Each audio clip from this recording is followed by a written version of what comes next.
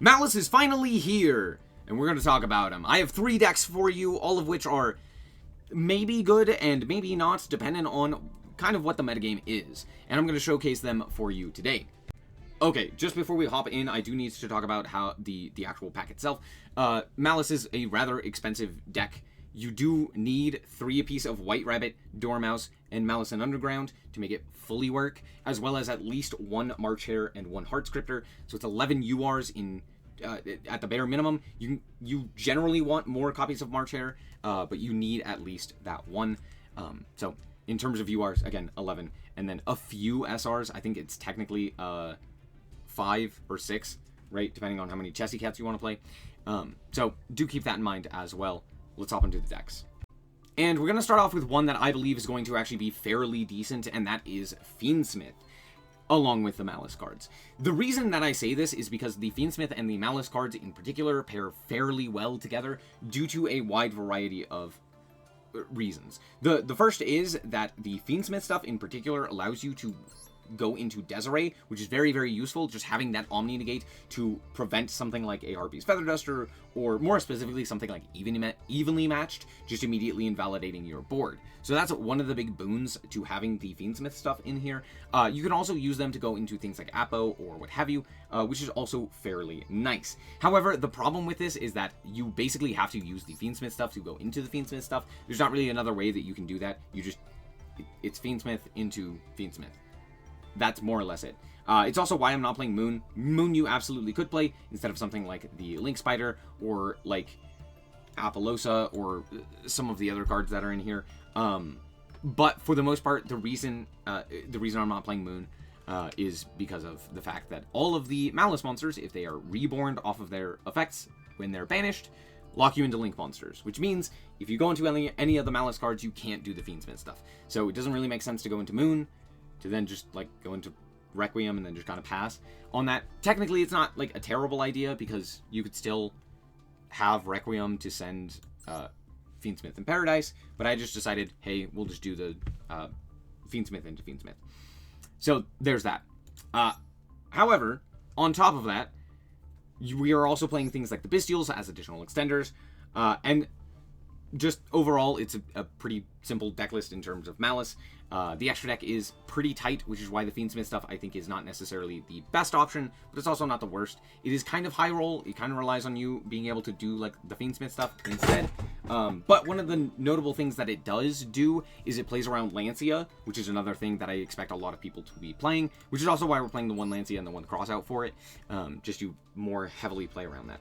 I'm also deciding to play 3 Droll and Lockbird in this list in particular, because I want to specifically not die to things like Fubalos or Maxi. And again, this deck doesn't actually search anything except for once off of Red Ransom, and you do technically draw cards off of things like Chessy Cat or the White Binder, but for the most part, you don't actually have to search anything, and you can do your entire combo without searching. So, all in all, while it is nice to be able to search, it's not necessary, and I just value having more of the interruptions than anything else. Technically speaking, you could also say that it's not very good to be playing Droll and Lockbird, because against Maliss, it's pretty bad. But against other such decks, it's not necessarily that bad. Like, if your Fiendsmith opponent activates Engraver, you can kind of cut them off of the Fiendsmith stuff, which is kind of nice. But that's only in specific situations. But for the most part, it's mostly for the protection from Maxi and the like. So, there you go. There's the list. Now we have a more pure Maliss build as well in here, which is basically just Maliss with a small Bestial engine, but things like the Gold Sarks, the Allures, and what have you. Now this list is fairly different, most notably in the extra deck, and the reason for this is because, simply put, we are playing the more like Cyber support style stuff, and we are ending on ideally things like Topologic Bomber Dragon and the Firewall Dragon. You can also play Apo and go into Apo on top of that, which is fairly decent. You could go like Apo into Firewall, or you could go like Topologic with a bunch of back row set. And notably, we're also playing the MTP as well as GWC. But realistically, you could also play TB, which is also fairly decent overall. And all 3 of the traps are fairly interchangeable. I like having at least 2. Just because, for the most part, they are pretty important.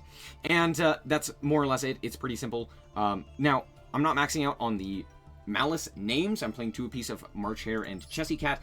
And I was, in the previous one, playing 3. I think that's unnecessary. But you can play up to 3, right, of pretty much any of the names or all of the names if you want to see the maximum amount.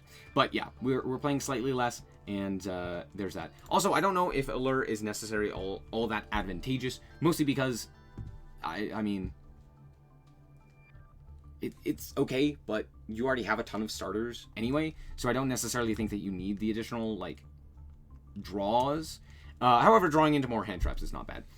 One of the other things that makes this pretty advantageous is that we get to play Impulse, which is very, very good, right? Because it allows us to, like, just negate a whole bunch of stuff. Sure, it cuts off things like Nibiru and Droll, but who cares when you have Impulse? So, Impulse is crazy. There you go. Alright, and the last one we're going to talk about is Mathmech, because everyone is probably concerned about Mathmech. So we're going to talk about Mathmech. Now, this list in particular is the one I am least confident in.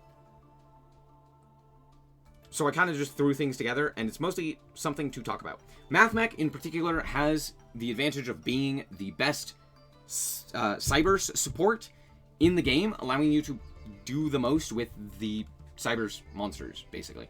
So it, in theory, should pair fairly well with the Maliss stuff. The problem is that the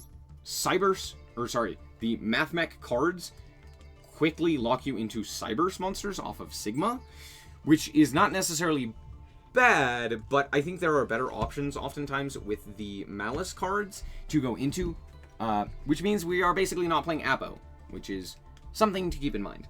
On top of that, I don't think these cards necessarily play that well into something like Maxi or Fugalos or something like that. So there's that. Because you do need to search a few more cards off of something like Circular, you can't really droll yourself in order to not allow the opponent to draw. So it's a little bit more disadvantageous. However, that being said, you do have access to things like Fugalos and Maxi and Nibiru, which also work to just kind of like end turns, especially if people aren't playing around some of these cards. So there's that. We're also playing more Lancia as well. Mostly just shut down the Maliss decks. However, we're also, again, playing less Maliss. I'm only playing the 1 March Hare. I know a lot of people are thinking that this is like an auto 3 of, like it's just like a searchable Bestial. The thing is, it is a searchable Bestial. So you don't need to be playing more copies of the searchable card, because it is something that you actually do want to just like search through your combo. And it's kind of a dead card without other Maliss cards to pair with it.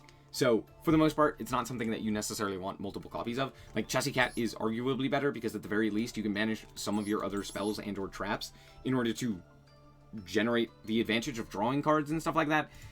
So, arguably, Chessy Cat is better, which is why we're playing 2 copies of it. As for the extra deck, the most notable thing about this is the fact that we're playing the Firewall Dragons, both Firewall Dragon and Neo Tempest Terror Hertz, which allows us access to specifically Desave Worm for the back row negate, which is very nice. On top of that, we're also playing, of course, the Alimbertion and Laplation for the Super Factorial, so that we can have that additional Omni negate off of our Mathmech engine. That's more or less what it does. Other things of note in here in particular is that Ghost Spell is actually pretty good against this deck, which is kind of strange, right? Oh, why is the Banish deck, why does Ghost Spell like do well? Well, because it banishes. A lot of things banish from grave, right? Banishes a card from grave. Special summoning a monster from grave. Both of these are very valuable, right? It cuts off Bestials, it cuts off March Hare, it cuts off Splash Mage or Haggard Lizardos or something else of that nature, right? So that is something to keep in mind. Ghost Spell is fairly decent against this deck. It does really slow them down. Maybe not really slow them down, but it can really heavily slow them down. It can also like stop it can stop like the GWC or the the White Binder. You can just like negate the White Binder special summon, or not special summon, the banish to get the special summon. So that is something of note as well.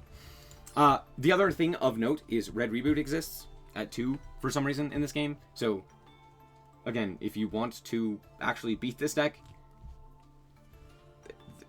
there you go. There's the card. There's the card that beats this deck. And it just shuts down the Maliss traps, and then they can't do anything. This notably is extremely powerful against the builds of Maliss that end on like Topologic Bomber, So there's that. The problem is, with Maliss, there's not a whole lot of decks that are going to be able to compete with the actual end board. So if they get to the end board, you're probably cooked anyway, so maybe it's not really worth it to play the red reboot, even if they have red reboot, or even if they have the traps and stuff like that, and you can red reboot them, it still might not be enough, because then you still have to contend with the monsters. So there's that. But it should be a little bit more beatable, all things considered, with the red reboot. So, there you go.